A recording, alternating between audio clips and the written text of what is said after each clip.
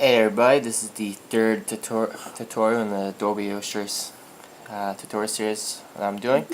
In this one I'll be showing you how to create a new document in Adobe Illustrator. So this tutorial is going to be rather short, so you won't be able to get too bored. Anyways, to create a new project, open a new document, you just go up right here where it says File, and you click on New.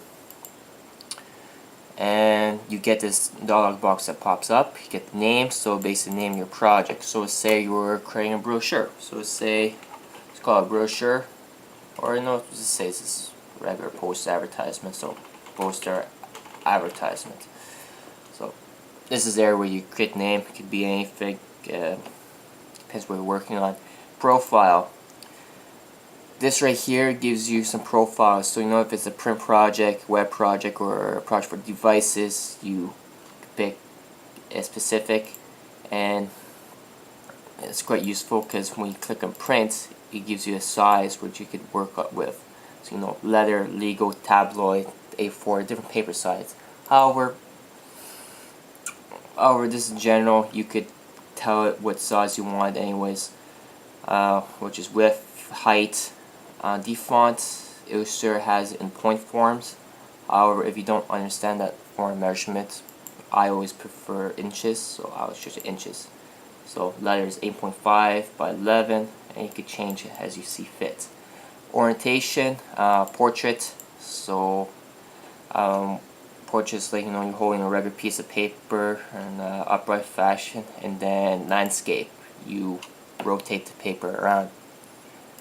Now, bleed, you got top, bottom, left, and right. This is especially important for printing. Bleed is if you have like a full, let's say your canvas is covered in orange color.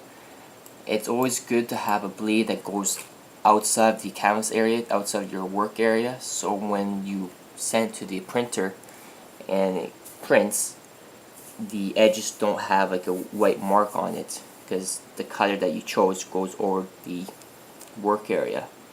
So when you do that, it becomes the color of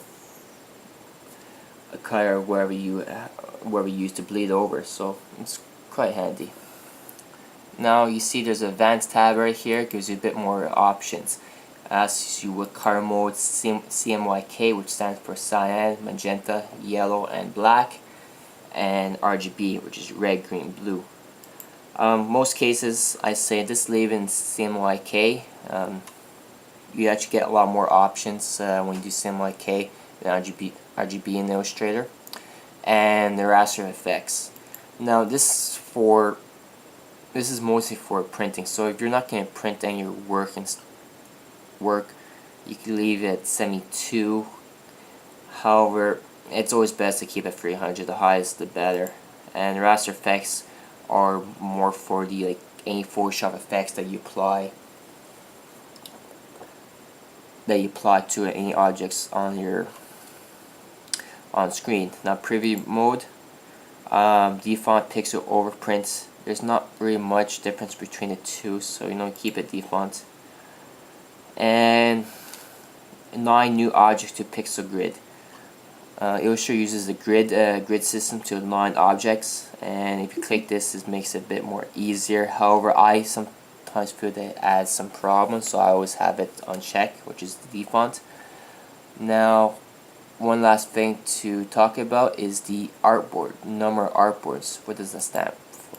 That's basically the live area where you can work in an Illustrator. Like if you have like a double-sided advertisement, and you might want to have 2 artboards. So one artboard has the front side and the second artboard has the back side. It's cool, it's useful. This right here, spacing, it's, I think if I put print,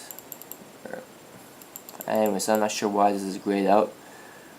Wait, okay, no, this is for the artboards.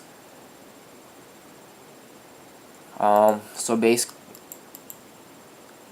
basically spacing stands for artboards. So like the first and second artboards, the spacing between the two be separated by 20 points. So it's I forget actually the measurement inches.